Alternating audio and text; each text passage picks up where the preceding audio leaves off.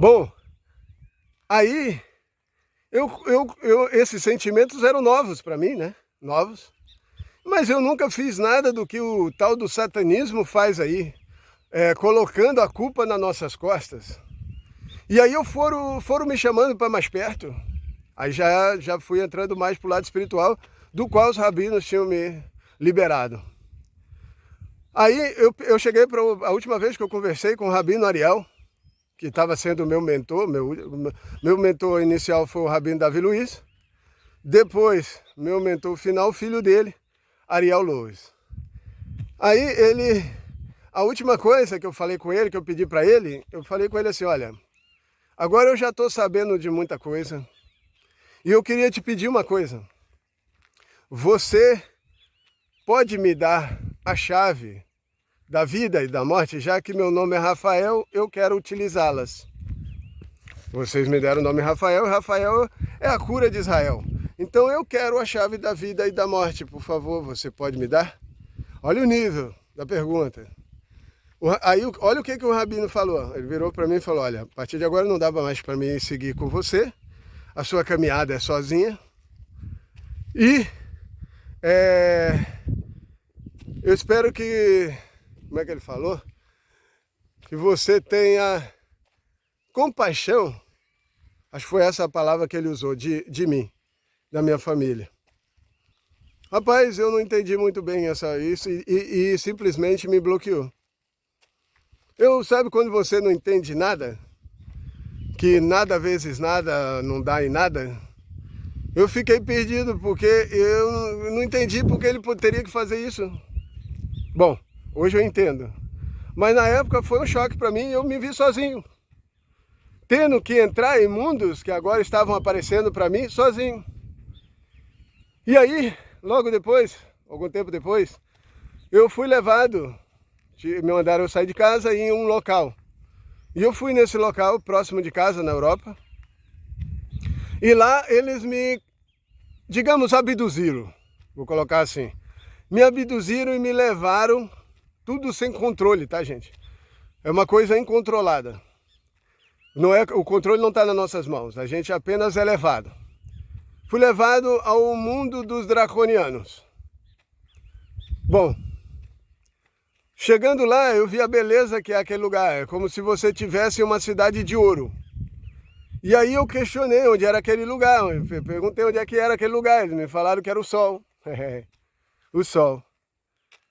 E engraçado, porque aí bateu, porque o sol falou algumas vezes comigo quando eu olhei para ele. É impressionante essas coisas. Não dá para falar muito, porque eu sei que muita gente é ignorante o suficiente para não entender. Mas, aí, naquele momento, eu sabia que eu estava no sol. Era como se eu estivesse fazendo uma viagem astral. Meu corpo estava na terra e a minha alma tinha sido levado para aquele local. E eu me via lá embaixo e estava lá ao mesmo tempo, uma cidade maravilhosa, linda, e eu vi dragões voando nos céus, de lá, né? Voando nos céus e dançando, serpenteando nos céus. E como se estivessem se amando, era o que eu sentia, que eles estavam felizes. E aí eu cheguei lá naquela hora. E aí o que eu fiz? Eu fiquei assim maravilhado com aquele lugar, fiquei maravilhado com aquilo que eu via. E aí um draconiano, é como se fosse um lagarto. Era um lagarto, em pé, assim, bem esguio. Chegou para mim e me disse, vem dançar com a gente. E aí tinha uma música, eu ouvi a música, eu até gravei, guardei essa música, porque ela toca aqui, na nossa terra. Ela é de Hakan, Aran Hakan, algo assim o nome dele. E eu peguei, falei com ele, mas olha amigo, eu não sei dançar isso não. Eu não sei dançar isso não. E daquele dia em diante eu passei a dançar isso, porque eu não sabia. Bom, e aí ele me chamou para dançar, falou, não, vem comigo que eu te levo. Esse te levo era como se eu tivesse conectado a ele, eu tivesse plugado a ele, sabe? Foi como se fosse um plugue que ele colocou em mim. Então ele dançava, cara, e eu dançava com ele. Impressionante, cara. É legal demais, cara. Bom, E aí eu dançava com ele, e a gente, eu ia andando lá, e ele me mostrando os lugares, e aí eu ia fazendo perguntas, ele ia me respondendo, ia vendo nomes, ia vendo situações. Enquanto andava, eu ia vendo situações que aconteceriam, que poderia acontecer e tal. E eu perguntei coisas sobre minha vida, perguntei daquilo que eu via, e obtive muita informação naquele momento. Mas aí uma hora eu olho para baixo e vejo meu corpo dançando também lá embaixo e andando comigo. E aí eu via pessoas vindo na minha direção. Aí era um lugar um pouco deserto, né? Mas mesmo assim passeava pessoas naquele local, né? E aí vinha pessoas ao meu encontro, eu me envergonhava porque era contra, assim, estava totalmente incontrolável. E aí eu dançando, e as pessoas vindo, e aquela coisa, sabe? A pessoa ficava olhando, porque dá uma coisa de doido, né, cara? Dá uma coisa de maluco. E aí, de repente, eu me vi assim, aí eu, de vergonha, eu baixava a cabeça, eu tava de boné assim, né? Baixava a cabeça assim para que as pessoas não vissem meu rosto, porque o corpo não me obedecia. É legal, o corpo não me obedecia.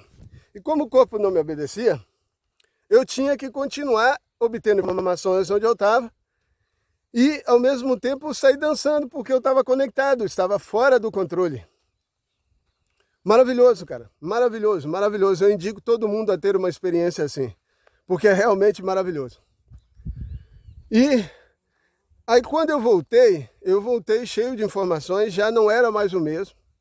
Minha esposa percebeu isso. E eu pude dar uma entrevista contando isso, foi só uma até hoje que eu dei, contando essa experiência. E a partir daí eu comecei a saber qual era a minha, digamos, função aqui, porque eu fazia parte dessa turma lá. Eu vi um grande dragão, e agora eu sei o nome dele, Yaldabaoth. E não é aquele que assumiu o nome dele, não, que tem cabeça de leão e tal, não é esse não. Não é esse não, é um dragão de verdade mesmo, é um dragão de olhos vermelhos. E aí, olha, eu vi um monte de draconianos, hoje eu sei que são draconianos, são alfa-dracônios, estava todo mundo reunido assim, todo mundo reunido. E ele falava, mas assim, eu não escutava o que ele falava porque eu estava a uma certa distância, sabe? Era como se eu estivesse num lugar alto e via aquilo lá, mais ou menos assim, abaixo, mas distante. E eu via que ele falava, ele gesticulava e falava, e todo mundo ali prestando muita atenção, um silêncio assim que numa agulha, sabe? E de repente ele pega, parecia que ele estava com raiva, porque a forma que fala, sabe, é muito forte, é incisiva, sabe? E os draconianos são assim, são incisivos, são muito fortes, são muitas vezes pesados na palavra. Quem já viu alemão conversando, pensa até que eles estão brigando. Sabe, pensam até que eles estão brigando, que eles não, eles só são fortes na sua posição. São muito fortes na sua posição, dificilmente você os tira daquele lugar. Bom, o que acontece?